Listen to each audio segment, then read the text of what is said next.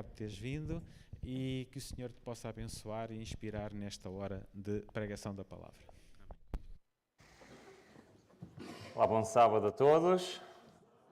É um prazer realmente estar aqui convosco e podemos juntos partir o pão da vida, estudar sobre a palavra do Senhor.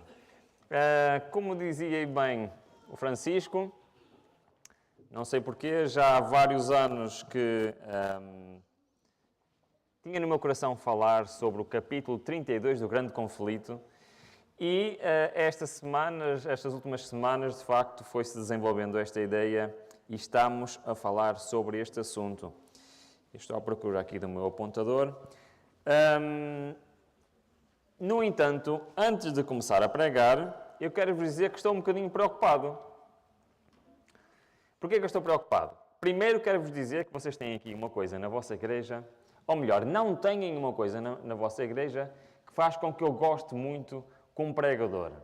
Não sei se sabem o que é. É que eu normalmente fico muito estressado quando estou a pregar e tenho normalmente ali atrás uma coisa redonda assim grande que chama-se relógio e que eu olho para ele de vez em quando e fico assim um bocado... ainda tenho tanto para dizer. Mas vocês não têm. Por isso, por um lado, eu estou descansado. Por outro lado, estou preocupado porque 11h59, vamos lá ver como é que isto vai correr. Mas eu sempre ouvi dizer que os convidados têm direito a desconto de tempo. Não sei se é verdade aqui. É verdade aqui nesta igreja? Vamos lá ver. Vamos juntos estudar. Vou tentar ser o mais rápido possível, deixar depois para a tarde outros aspectos. Mas isto é uma continuação de um estudo. Nós ontem já vimos 4 enganos de Satanás para o tempo do fim.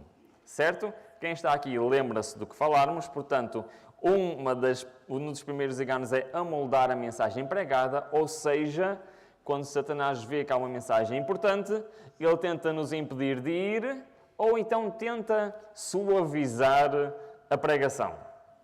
O segundo é a satisfação do apetite. O terceiro, quarto e quinto são 3 grupos de pessoas que Satanás usa na igreja. O sexto é a má ciência, não a boa ciência, claro. E debruçar-nos ontem com mais detalhes sobre a oração e o estudo não ser essencial. Satanás deseja que nós consideremos que a oração e o estudo não é essencial. Acham que é essencial na vida de um cristão? Ontem vimos, de facto, é muito importante. No entanto, existem mais. Nós vamos ver rapidamente 2 e depois vamos nos concentrar num também importante. O 8º engano. Ainda outro erro subtil e nocivo é a crença que rapidamente se espalha de que Satanás não existe como ser pessoal. De que este nome é empregado nas Escrituras meramente para representar os maus pensamentos e desejos do homem. Por isso, qual é o 8º engano? É que Satanás não existe. Se de facto isto fosse verdade, estaríamos aqui a estudar nada, porque não haveria enganos preparados para o tempo do fim por Satanás. Mas a Bíblia claramente mostra que ele é um ser real e que nós estamos envolvidos numa batalha entre 2 principais personagens. Quem são estes personagens? Cristo e Satanás. E nós temos de escolher o lado que queremos estar. Um outro engano é que o ensino tão extensamente exposto dos púlpitos populares de que o segundo advento de Cristo é a sua vinda a cada indivíduo por ocasião da morte. É um ardil, um engano, para desviar a mente dos homens em sua vinda pessoal nas nuvens dos céus. Ou seja, o que é que este texto está a dizer? Que a imortalidade da alma, o achar que na altura da morte é na altura em que nós... existem muitas versões diferentes, ou vamos para o céu, ou de alguma forma temos a nossa conclusão já imediata, é um dos enganos de Satanás no tempo do fim.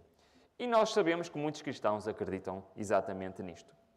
Mas aquele engano que eu gostava de hoje, que nos pudéssemos concentrar e pensar realmente se Satanás está a ter sucesso na minha vida, é este. Satanás sabe que todos quanto ele puder levar a negligenciar a oração e o exame das Escrituras, aquilo que falámos ontem, certo? Serão vencidos por seus ataques. Portanto, inventa todo o artifício possível para ocupar a nossa mente. E isto é um aspecto muito importante. Satanás desenvolveu um plano geral para nos ocupar. Sabiam que todos nós temos as nossas responsabilidades. Temos o nosso trabalho, temos a nossa escola, temos os nossos afazeres diários, temos as nossas refeições. E há algum problema com essas coisas? Acham que há algum problema com isso? Não. Todos nós temos e devemos fazer essas coisas. No entanto, Satanás sabe que, ao longo dos dias, existem alguns espaços que estão vazios. Certo ou errado? Uns mais, outros menos, não é? Mas existe. Então ele determinou uma maneira para ocupar esses espaços. Para ocupar o nosso tempo. Qual era o objetivo? Era para que eu não tenha tempo para quê? Lembram-se? Para passar tempo com Deus. Esse é o objetivo, certo? Então eu tenho uma proposta. É que esta técnica tem sido usada ao longo dos séculos. E eu queria falar um bocadinho da história do nosso país. Pode ser? Um bocadinho longínqua, ainda antes de ser Portugal. Porque nós vamos estudar que este estratagema de Satanás já existiu e está a voltar a existir. Sabem o que é isto? É um mapa.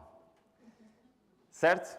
É um mapa da Europa, Norte da África, um bocadinho ali já Médio Oriente. É o Império Romano no ano 117. Ok. Como podem ver, este império era marcado por muitos povos diferentes, por muitas províncias diferentes. Cada uma daquelas não são países, são províncias do Império Romano. Aqui as cores não se vê muito bem, mas tem dois tipos de províncias, daí cores diferentes.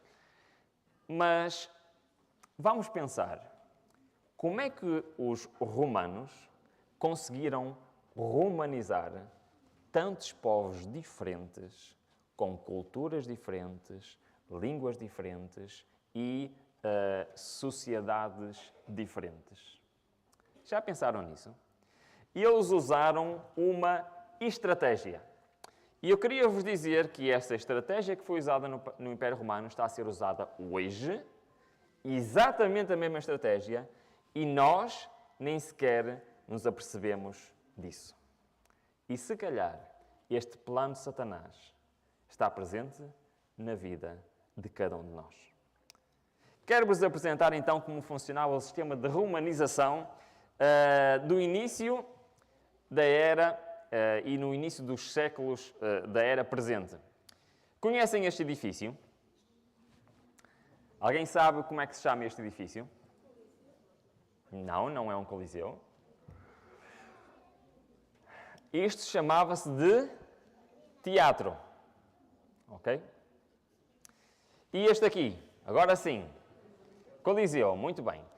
O nome original era anfiteatro, está bem? Mas é mais conhecido como coliseu.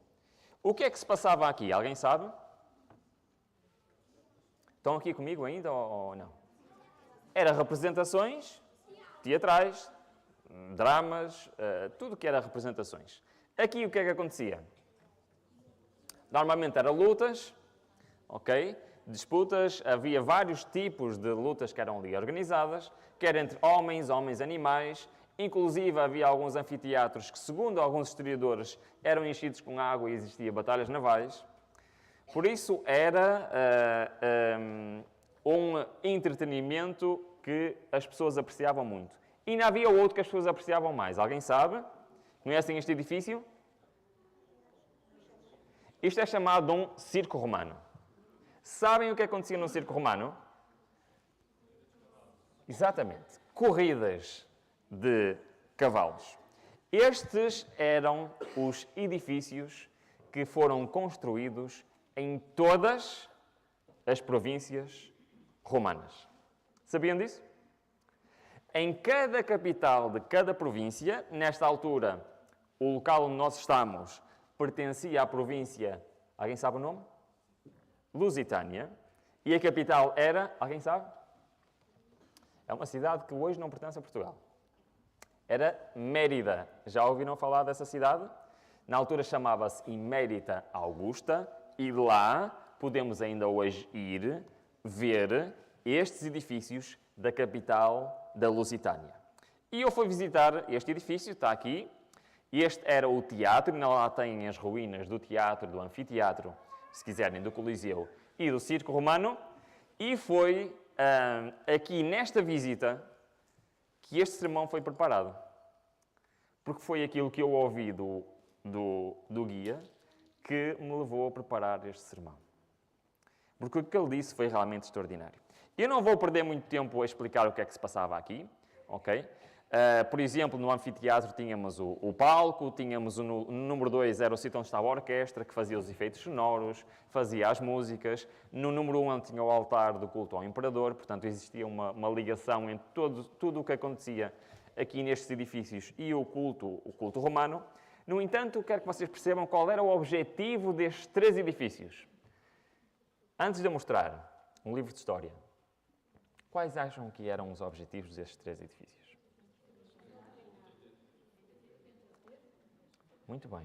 Tinham 2 principais objetivos. E vocês acertaram logo. Entreter as pessoas, certo? E tinha mais um objetivo. Partindo do teatro, a autoridade desenvolve uma propaganda eficiente de si própria e do modo de vida romano.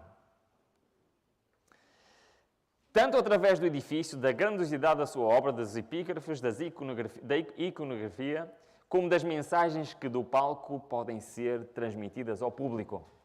Então, têm 2 objetivos, certo? Era entreter e propagar o que é? O estilo de vida de Roma, dos romanos. É interessante isto, não é? Porque isto, reparem, isto é um livro chamado Histórico, Artístico e Arqueológico de Mérida. Estamos a falar de um livro de história. Mas o livro de história diz que o objetivo destes edifícios era entreter as pessoas e, ao mesmo tempo, ir pondo o estilo de vida de Roma. Depois temos aqui o tal Coliseu, ou anfiteatro. Por acaso, esta fotografia fui eu que tirei, ou a minha esposa. Estavam, naquele preciso dia que eu fui visitar, estavam a preparar uma Santa Ceia num Coliseu. Para mim foi algo um bocado estranho, não é?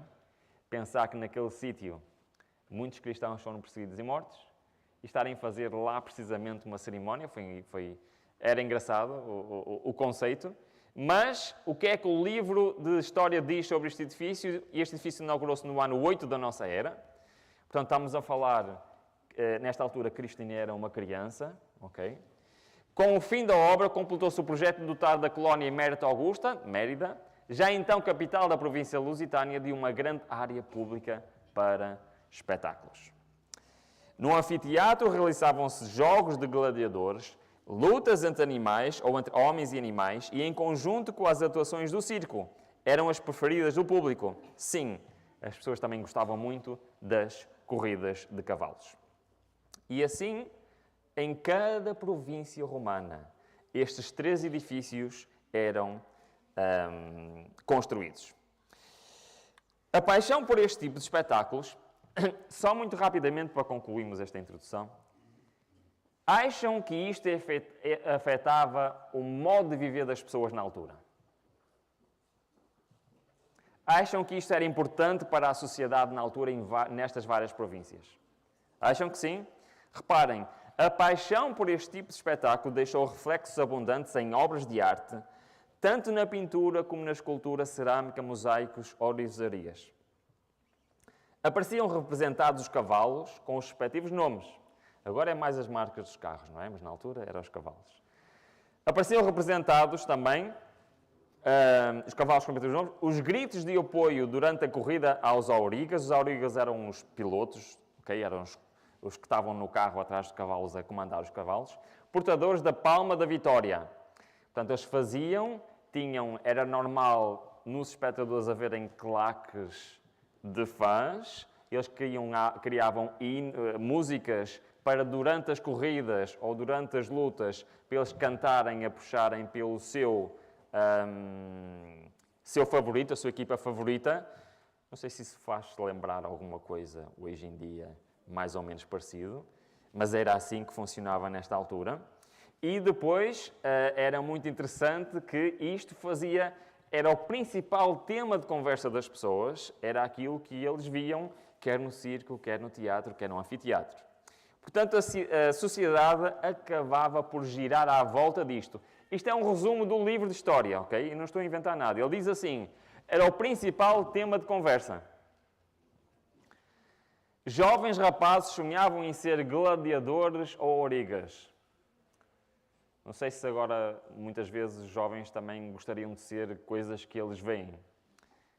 Fabricavam-se modelos de brinquedos relacionados com aquilo que eles viam nos vários espetáculos, seja das corridas, seja das lutas. Hoje não sei se também se faz algo parecido. Pintava-se nas paredes da cidade figuras de apoio. Já havia grafites nesta altura. Criavam cânticos de incentivos aos seus ídolos. Apoiavam fervorosamente os seus ídolos, haviam os fãs e havia clubes de fãs. Formavam grupos de apoios. As jovens raparigas sonhavam ser como as atrizes, as jovens raparigas cantavam as músicas do teatro. Acham que a nossa sociedade está mais ou menos parecida com isto hoje ou não? Ou é impressão minha? É impressão minha, não é? Não. É interessante a maneira como esta sociedade romana fazia. E já agora, antes de avançarmos, faço-vos outra pergunta. Quem acham que foi o desportista das nossas terras, eu ia dizer português, mas mais bem pago da história? Que eu vou dizer que competiu pelos brancos, depois pelos verdes e também pelos encarnados. Alguém sabe? Alguém sabe quem é o desportista português mais bem pago de sempre? Vou-vos mostrar uma fotografia dele. Esta é a fotografia mais atual dele.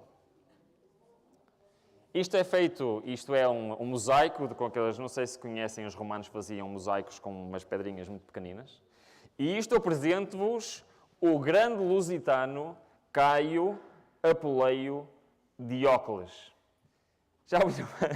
Já ouviram falar dele? Não ouviram, pois não? Muito bem, reparem ao nível que chegava o entretenimento desta altura. Caio Apuleio Diócles foi o condutor de quadrigas lusitano. Foi aquele que é considerado o melhor de sempre. Tornou-se profissional aos 18 anos, competiu durante 24 anos, esteve em várias equipas, tem 1426 vitórias, que é um recorde de sempre, e ele foi o mais bem pago condutor de quadrigas da sua época, e segundo o professor de estudos clássicos da Universidade da Pensilvânia, Peter Strzok, continua a ser o mais bem pago atleta de todos os tempos. Ele estima que ele ganhou, durante a sua vida, 3.863.120 sectércios. Eu não faço a mínima ideia o que é isto. Mas, traduzindo para português de Portugal, 11 mil milhões de euros. Deixa qualquer atleta de hoje a milhas de distância. O que ele ganhou era suficiente para servir a cidade de Roma com cereais durante um ano. Ou seja, ele podia sustentar os milhões todos de habitantes da cidade com o dinheiro que ele tinha. Os romanos levavam a sério isto ou não? O que é que vocês acham? Levavam a sério. Mas queria-vos contar aquilo que eu aprendi em Mérida naquele livro de história, que revolucionou a minha forma de pensar. Vocês sabem, e vamos abrir a nossa Bíblia em Romanos, capítulo 15, versículo 28. Agora vou dizer uma coisa muito arriscada, irmãos, ok? Mas antes que se chateiem comigo, deixem-me explicar. A Bíblia contém erros. Sim ou não? Está difícil responder, não é? A mensagem da Bíblia é perfeita. No entanto, existem imprecisões na Bíblia. Ok? Seja imprecisões temporais, ou alguém que está a descrever uma coisa e descreve alguma coisa que não é perfeitamente correto, e isto não é um erro da Bíblia, é o erro de quem está a descrever. Estão a perceber o que eu estou a dizer? Ok. Eu vou-vos mostrar uma imprecisão, mas que não é minimamente grave, que não há imprecisões na Bíblia que possam afetar questões de fé. Ok? Antes que me batam, para perceberem o que eu estou a dizer, este versículo é uma dessas imprecisões, neste caso de tradução, está bem? Nem é do original. O que é que diz neste versículo? Paulo diz assim que concluído isto e havendo-vos consignado este fruto, de lá passando por vós irei a... irmãos, eu estou tão entusiasmado que eu até me esqueci. 15, 28. Ok? O que é que diz no versículo? Paulo está a dizer que vai a algum sítio. Onde é que ele diz que está a ir? O que está escrito na vossa Bíblia? Na minha está escrito Espanha. Ok, temos aqui um grande problema. Qual é o problema? Espanha não existia. Espanha tem menos de 500 anos. Isto foi escrito há 2000 anos atrás. Nem sequer Portugal existia nessa altura. Certo? Isto é uma imprecisão do tradutor. E ele, quando traduziu existia Espanha, ele escreveu Espanha. Mas, de facto, no original não está a Espanha. O que é que está no original? Está uma coisa muito parecida. Por exemplo, se usarmos a Vulgata, diz diz Spaniam. O que era Spaniam? Alguém sabe? Alguém sabe, se formos ver, Spaniam refere-se aqui à Península Ibérica. Portanto, o tradutor, se tivesse isto em mente, tinha traduzido de... Paulo disse que ia aonde? À Península Ibérica. Está bem? Não há problema nenhum com isto? Certo? Altera alguma coisa ao Evangelho? Zero. Zero. É só uma pequena imprecisão. Porquê? Porque, de facto, Paulo veio à Península Ibérica. Existem registros históricos na cidade de Tarraco da pregação de Paulo. E eu estou a dizer isto com a cidade de Tarraco, hoje é chamada cidade de Tarragona. Porquê? Porque a mensagem de Paulo se espalhou por toda a Península Ibérica, inclusivamente na província dos Lusitanos.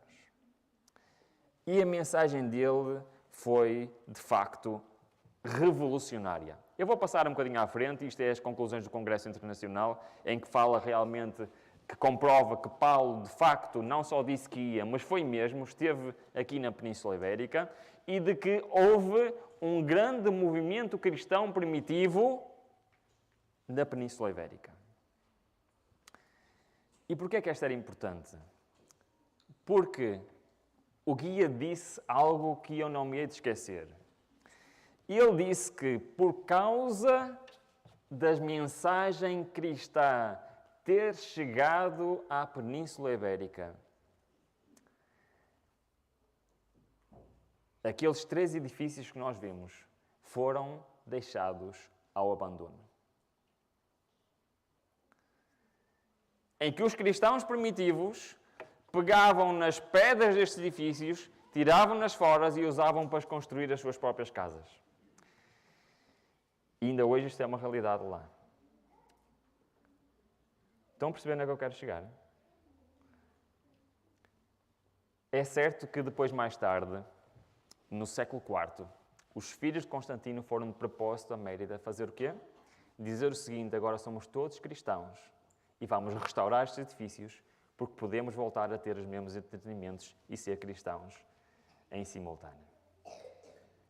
É interessante a história, não é? A história é muito interessante. Mas sabem que, passado alguns anos, isto passou à história. E isto é história. Mas isto voltou. Ao longo dos séculos, todo este tipo de entretenimentos, este tipo de estratégia, estava esquecido. Na Idade Média não havia nada destas coisas. Durante a altura de supremacia católica não havia nada destas coisas. Mas nas últimas décadas, nos últimos anos, tudo isto voltou. Sabem porquê? Sabem porquê? Para nos entreter.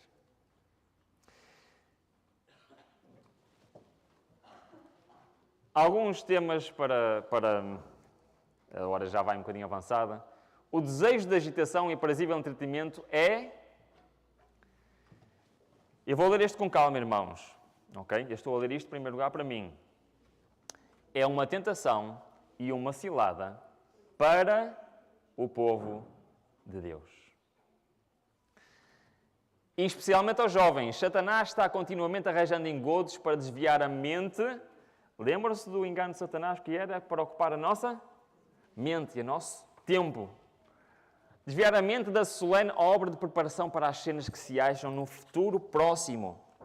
Por um trimênio dos mundanos entretém uma constante estimulação a fim de induzir os imprudentes a se unirem aos prazeres do mundo. Estamos a falar de enganos de Satanás.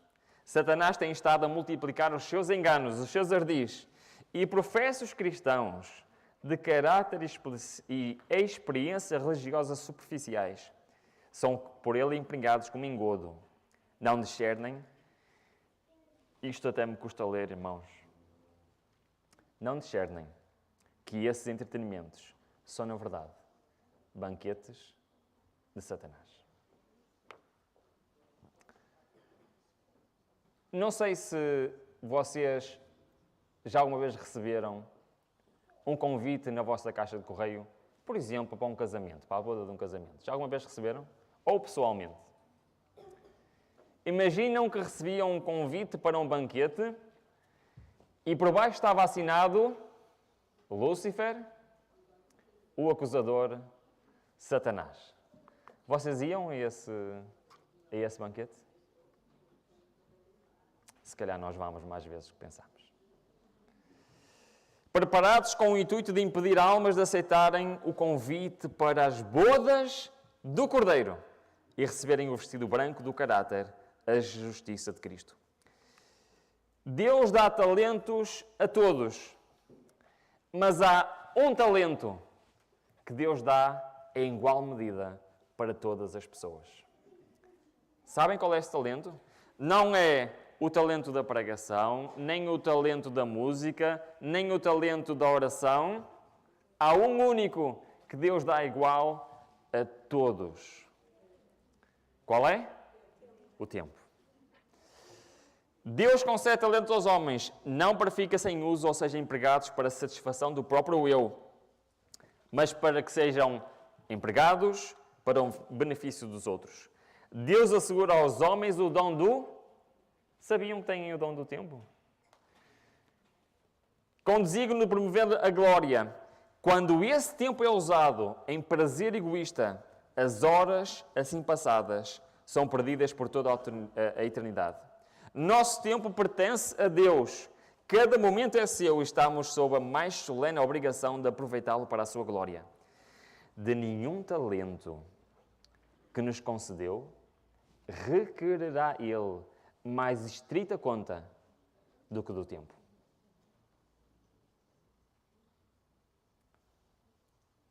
São palavras fortes, não são, irmãos?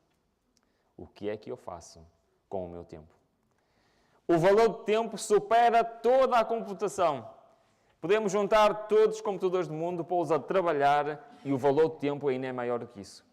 Cristo considerava precioso todo o momento e assim devemos nós considerar. A vida é muito curta para ser esbanjada. Temos somente poucos dias de graça para nos prepararmos para a eternidade. Não temos tempo para desperdiçar. Não temos tempo para prazeres egoístas. Nem temos tempo para ver o pecado. Somos advertidos a remir o tempo. O tempo esbanjado nunca pode ser recuperado. Porém, temos uma mensagem que nos alegra. Nós podemos remir o tempo. O que é que quer dizer remir? Recuperar. Como? Consiste em utilizar o melhor possível o tempo que nos resta. É o desafio de Deus. E isto é a única coisa que me alegra. Porquê? Porque eu, se tiver tempo, vou-vos contar como eu desperdicei a maior parte da minha vida. tornar-nos co-obreiros de Deus em seu grande plano de redenção. Dá-se no homem que faz isto uma transformação de caráter. Torna-se um filho de Deus, um membro da família real, um filho do celeste rei. Acima de tudo, isto é para juntarmos à mensagem de ontem. Irmãos, se levamos alguma coisa desta mensagem, é este texto. Leiam comigo este texto. Acima de tudo, tomai tempo para ler a Bíblia, o livro dos livros. O estudo diário das Escrituras tem influência santificadora e enobrecedora sobre o Espírito. Ligai o volume sagrado ao vosso coração e ele se vos mostrará amigo e um guia na perplexidade. A Bíblia tem o mais sagrado direito à nossa reverente atenção. Não nos devemos satisfazer com o conhecimento superficial. Antes devemos procurar aprender a verdadeira significação das palavras da verdade. Beber a largos sorvos do Espírito das Sagradas Escrituras. Tenho eu coragem, irmãos, de dizer a Deus que não tenho tempo para estar com Ele diariamente? No entanto, tenho tempo para ver e ouvir coisas que não são inspiradas por Ele? Estão a perceber o que eu estou a dizer?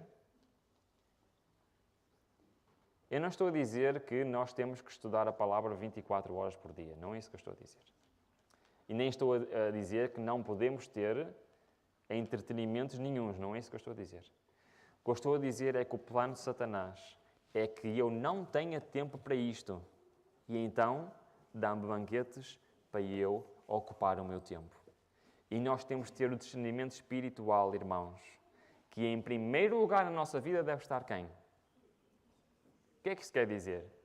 Quer dizer que, em primeiro lugar, o mais importante momento do dia é o momento que eu passo com o Senhor.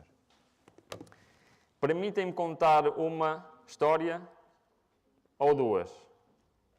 Uma. Vamos a uma. Vou contar uma história. Este chapéu ali engraçado sou eu. 2015, cidade de Cesareia, em Israel. Já ouviram falar de Cesareia? Existem duas Cesareias na Bíblia, ok? Esta é Cesareia Marítima. Mais uma visita guiada a um sítio que tinha o quê? Teatro, anfiteatro e circo romano.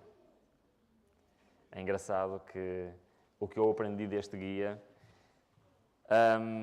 afetou a minha vida.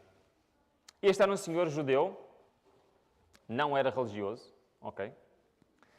Não acredita em Cristo, obviamente. E ele estava-nos a explicar cada um dos edifícios desta cidade, que é uma cidade histórica, portanto, são ruínas.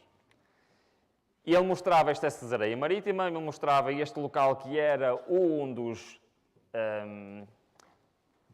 palácios de Herodes, ok? Era o palácio do campo, era a casa de férias dele, ok? Inclusivamente tinha uma piscina interior dentro do palácio com água do mar. É um sítio lindíssimo, ok? Cesareia Marítima é lindíssima. É um local lindíssimo. E neste sítio ele tem o anfiteatro, o teatro, ao contrário, não é? E aqui o circo. E ainda estão lá as ruínas. E ele explicou-me uma coisa que eu achei muito interessante antes disto. É que a província da Judeia foi a única província do Império Romano que eles não construíram estes edifícios na capital. Sabiam disso? Foi a única. Os judeus não permitiram que isso se construísse em Jerusalém. Então Herodes teve uma ideia. Vou fazer uma cidade, foi Cesareia, vou construir uma cidade de raiz, e então esta cidade será a capital dos entretenimentos na capital da Judeia. E ainda estão lá estes edifícios. Mas isto é muito interessante porque ele a seguir disse-me o quê? Ele disse-me assim, sabem, muitas pessoas vêm a Israel para seguir os passos de Cristo, para andar para onde Cristo andou. E eu digo-vos, ontem falava com o Francisco, é uma experiência única, estar nos sítios onde Cristo esteve. Ler os textos bíblicos no sítio onde eles aconteceram. Mas aquele guia turístico disse-me uma coisa que me fez pensar muito. E ele disse assim: Cristo percorreu toda a Judeia, percorreu toda a Galileia, percorreu toda a Samaria. Inclusivamente Cristo foi ao outro lado, a sítios que têm povos pagãos. Sabiam disto, certo? Mas ele disse: não há um sítio onde Cristo nunca veio. Foi aqui, a Cesareia.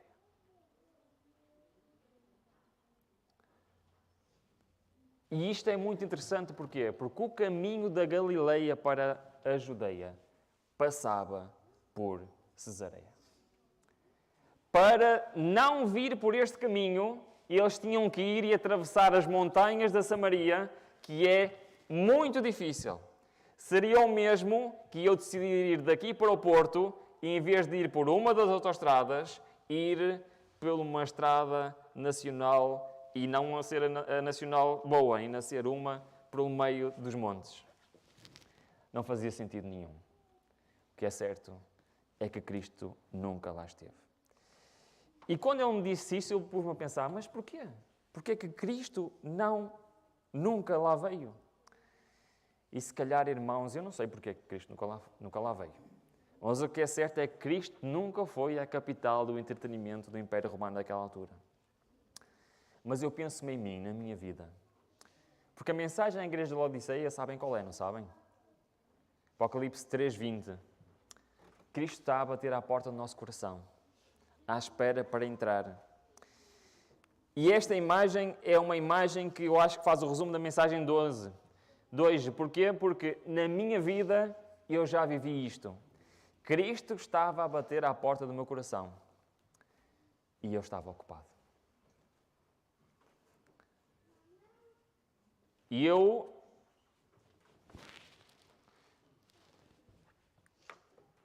permitem-me mais 5 minutos para contar uma história?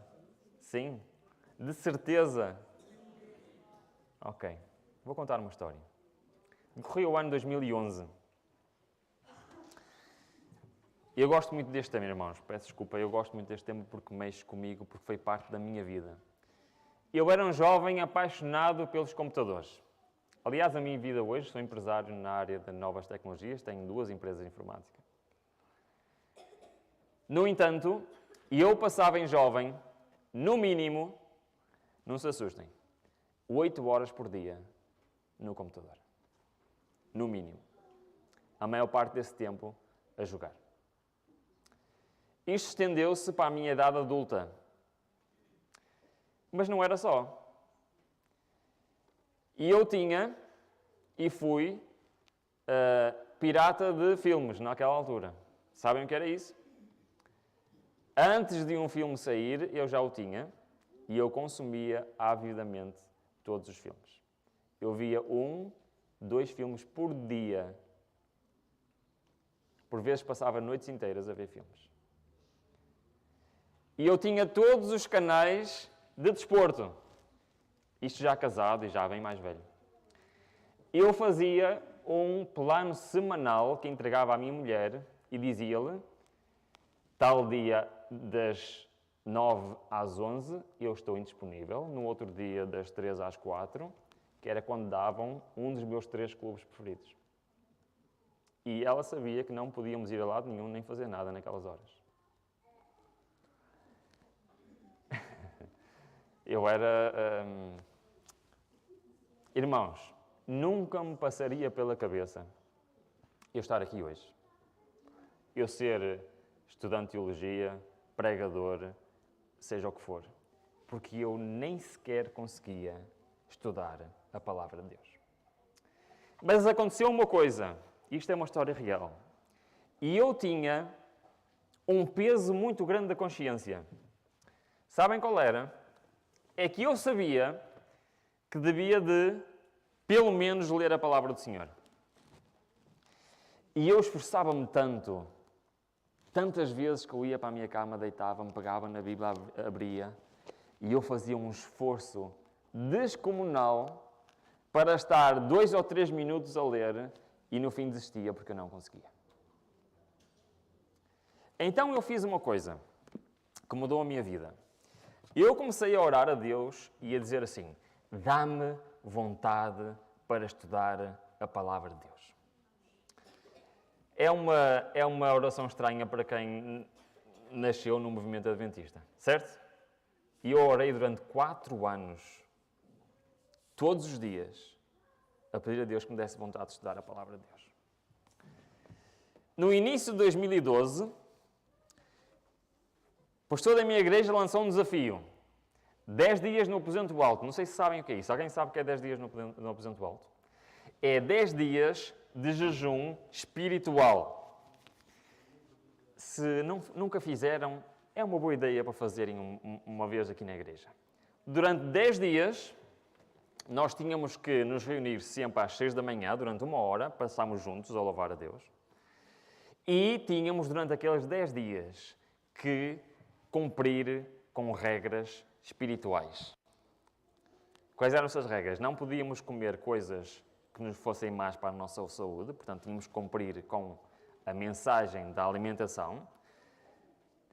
Tínhamos que, durante aqueles 10 dias, não podíamos ver nem ouvir nada que não fosse inspirado por Deus. E tínhamos que cumprir exatamente tudo isso. Ok? Acham difícil ou fácil? O que é que vocês acham? Difícil ou fácil? Difícil. E eu e a minha esposa aceitámos o desafio. Ao fim de 3 dias, a minha esposa estava a chorar e eu desesperado. Isto é verdade. Porque nós estávamos a conseguir. E reparámos que o problema não estava, se calhar, nos entretenimentos ou naquilo que nos estava a custar mais, que era não ver televisão, por exemplo, e não ver as coisas que estávamos habituados. Mas o facto de nos termos apercebido que aquilo era algo que nos fazia muita falta. Vamos desistir, foi o que nós pensamos. Mas dissemos, são só 10 dias. Quem é que não aguenta 10 dias? E então decidimos continuar. Mais 1 ou 2 dias. E eu vou, depois de jantar, como habitualmente, sento-me na sala, que tem uma mesinha à frente, e depois tem a televisão. Pego no comando, vou ligar a televisão para ver os meus programas habituais. Quando me lembro, não, espera, estou nos 10 dias. Então eu pousei o comando outra vez. Naquele momento, e eu literalmente olhei à minha volta e pensei assim, o que é que eu vou fazer? Eu não sei o que é que eu vou fazer. E não sei porque olhei para baixo e vi a minha Bíblia pousada na mesa.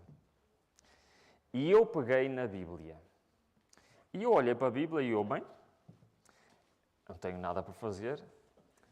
Era uma Bíblia Thompson como esta. Fui ao final, é uma Bíblia de estudo, fui ao final e encontrei um tema bíblico interessante, com todos os versículos bíblicos sobre aquele tema. Então, o que é que eu fiz? Bom, vou começar no primeiro versículo, foi ler este versículo, depois fui ao segundo, depois fui ao terceiro, depois fui ao quarto. Sabem o que é que aconteceu? Passaram 45 minutos quando eu terminei aquele estudo. E naquele preciso momento, Deus falou ao meu coração, disse-me assim, sabes porque é que não consegues estudar a Bíblia agora? E eu percebi porque é que não conseguia estudar a Bíblia. Porque bastou eu retirar da minha vida tudo o que estava a ocupar a minha mente e eu já tive capacidade de estudar a Palavra de Deus. Irmãos, já passaram 11 anos. Até hoje, nunca mais vi televisão na minha vida. Nunca mais ouvi rádio, nunca mais vi um filme. E foi a melhor decisão que eu tomei na minha vida. Eu estou aqui hoje porque sou uma prova viva do tema que nós estudamos hoje juntos. Muitas vezes nós rejeitamos bênçãos porque estamos a ocupar a nossa mente e a impedir a bênção de Deus na nossa vida. Eu não estou a dizer que não podem ver televisão, não é isso que eu estou a dizer. O que eu estou a dizer, e eu tomei esta decisão na minha vida, porquê? Porque a lição de Deus para mim foi demasiado violenta. E eu pensei, passei tantos anos a destruir a minha mente, a destruir o meu tempo, que eu tenho que fazer tudo o que eu puder para recuperar o tempo perdido. E isto passou a ser aquilo que eu não conseguia fazer. Passou a ser o maior prazer da minha vida. E isso pode ser uma realidade na vida de cada um de nós.